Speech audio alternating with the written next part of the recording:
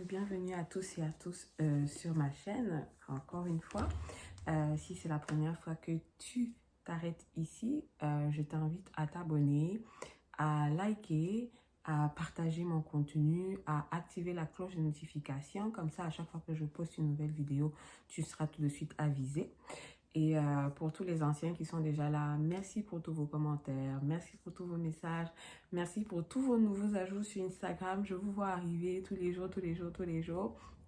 Ah, aussi, pour tous ceux qui ne le sont pas encore, et qui sont abonnés sur les réseaux Instagram, je vous invite à me suivre sur Instagram parce que c'est vraiment là-bas que je suis active. Vous pouvez partager des bouts de certaines de mes journées avec moi. Vous pouvez répondre à des sondages. Quand je n'ai pas d'inspiration pour faire des vidéos, je vous demande de me proposer des sujets. Et en général, c'est là-bas que ça se passe. Donc, vraiment, merci pour la force. Merci pour tout ce que vous faites. Merci pour tous vos encouragements. Merci pour tous les mots gentils que je reçois. Merci même pour les critiques constructives et les critiques malvenues. Tout ça, c'est quand même de la critique et ça permet de se bonifier, quoi. Donc, voilà. Aujourd'hui, je viens faire une vidéo. Enfin, aujourd'hui, c'est carrément la nuit là derrière. Et, je profite que ma fille est en train de dormir pour faire une vidéo vite. Donc, on m'a demandé de parler en fait des avantages ou des inconvénients du fait d'être entrepreneur au Canada. C'est quoi les secteurs prometteurs? C'est quoi... comment je vais... Comment je dirais? Je vais donner ma petite analyse du contexte, vraiment, parce que, bon, j'observe certaines personnes qui se sont lancées dans l'entrepreneuriat. Je vais rester vraiment au Québec parce que je ne pourrais pas dire c'est quoi que l'entrepreneuriat, comment ça se passe en Ontario ou ailleurs. Donc, je vais vraiment rester au Québec. Et la première chose que je pourrais dire à quelqu'un qui veut se lancer dans l'entrepreneuriat, c'est d'abord de bien réfléchir son projet. De choisir, comment je peux dire, un domaine dans lequel tu es passionné. Tous les entrepreneurs vont vous dire ça. Je suis certains entrepreneurs qui sont basés ailleurs qu'au Canada et la plupart des entrepreneurs disent ça, que le fait de se lancer dans l'entrepreneuriat, il faut choisir quelque chose pour lequel tu te passionnes. Tu peux être entrepreneur et te lancer dans la restauration, dans l'hôtellerie, dans la fabrication de bijoux, dans la vente d'extensions, dans le salon de coiffure, whatever. Mais vraiment, le but, c'est de choisir quelque chose pour lequel tu es passionné.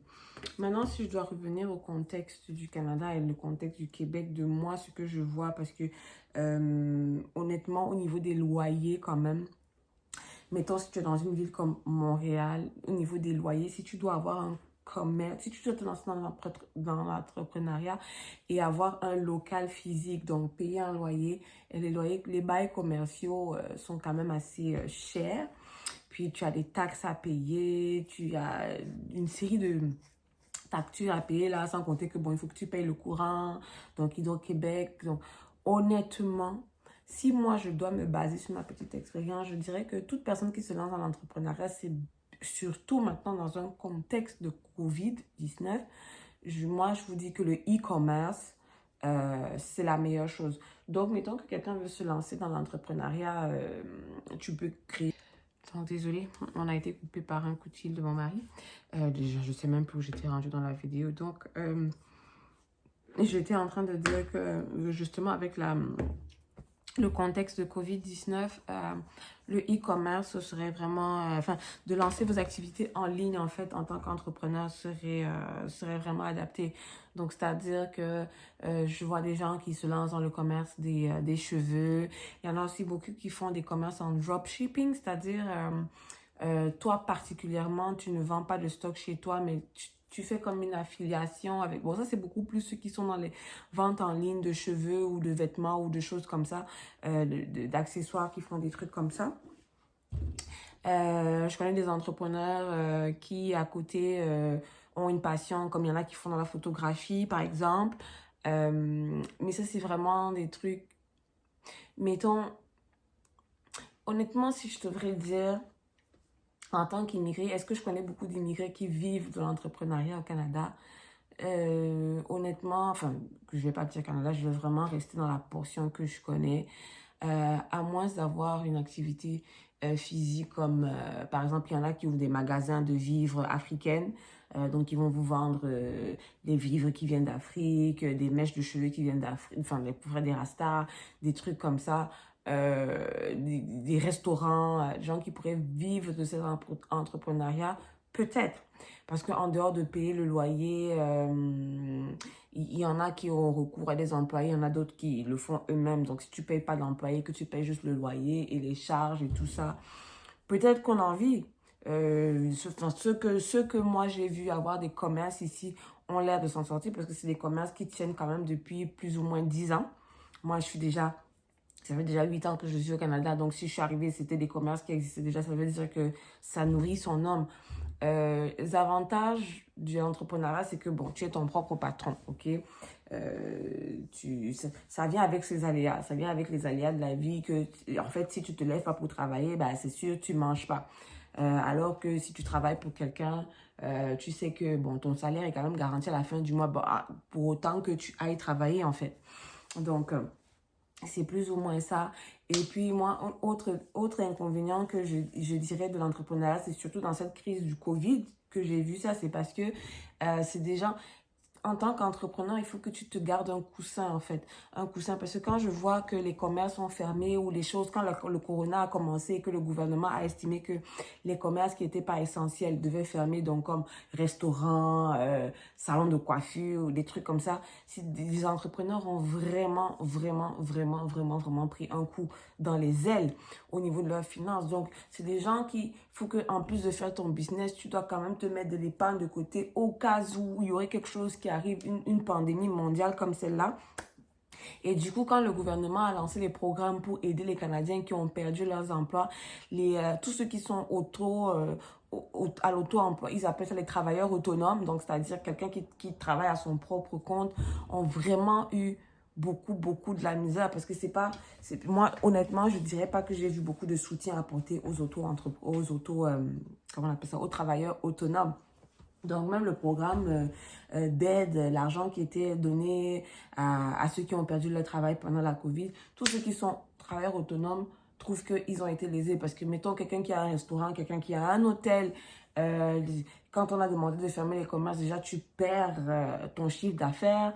En plus, au niveau de ça, il fallait quand même payer les loyers. Donc là, il fallait que le gouvernement apporte de l'aide.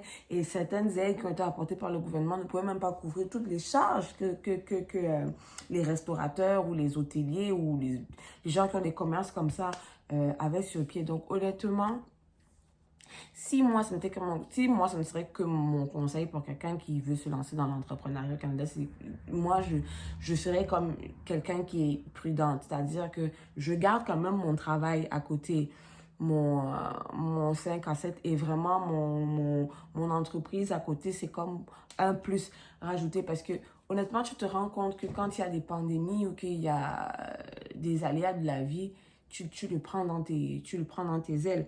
Bon, maintenant, ce que je sais, c'est que pour les immigrés qui arrivent, il y a beaucoup de formations, comment je peux dire, beaucoup de programmes qu'on offre pour l'entrepreneuriat, pour se former. Donc, il y a des programmes, comment on appelle, Business Entrepreneuriat International à l'Université de Laval. Donc, il y a des universités, pardon, qui vous offrent des cours pour se former à l'entrepreneuriat. Parce que moi, je dis, c'est bon de vouloir être entrepreneur. C'est bon aussi d'aller chercher les outils pour se former, en fait. Donc, c'est toujours bon de savoir. Bon, c'est vrai aussi parce que je suis une entrepreneur en Afrique, Nana Wax, pour ceux qui la connaissent, qui dit qu'elle n'a pas fait d'études pour devenir entrepreneur. Elle s'est lancée comme ça. Elle n'a jamais eu de business plan. Et qu'elle connaît des entrepreneurs qui avaient des business plans et que ça n'a pas marché. Bon, maintenant, honnêtement, chacun a sa façon de voir. Vous savez, il y a des gens comme ça qui sont, comment je veux dire, autodidactes et que la chance te sourit aussi et que tu choisis aussi un domaine dans l'entrepreneuriat qui te sourit, que tu n'as pas besoin de tout ça. Mais c'est quand même bon à savoir. J'estime que c'était quand même une information que je devais donner pour toute personne immigrante qui arrive au Canada et qui décide que, bon, je veux me lancer dans l'entrepreneuriat.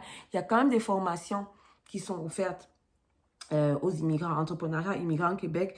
Donc, on vous donne des conseils pour créer votre entreprise au Québec, les formations, on vous parle des statuts juridiques, les taxes à payer, l'immatriculation, si tu veux créer ton entreprise, se faire à coup. Donc, ils vous donnent de l'accompagnement, en fait. Donc, vous pouvez taper immigrantquebec.com au niveau de l'entrepreneuriat. Vraiment, ils offrent des programmes d'accompagnement pour les personnes que ça intéresse de se lancer dans l'entrepreneuriat. Je n'avais pas vraiment spécialement grand chose à dire sur ce domaine-là. Je voulais plus éclairer les gens sur les inconvénients et en vous donnant l'inconvénient, c'est pas pour vous empêcher de le faire, c'est justement pour que vous teniez à cœur ces inconvénients-là et trouver des façons de le contourner dans la mesure où vous voulez vous lancer dans l'entrepreneuriat en fait. Donc, si vous avez d'autres questions ou d'autres préoccupations par rapport à ce sujet-là, je vous invite à le laisser en commentaire. Vous pouvez me laisser des commentaires ici, vous pouvez me laisser des commentaires sur ma page Instagram. Pour ceux qui ont mon courrier, mon adresse email, vous pouvez faire ainsi aussi.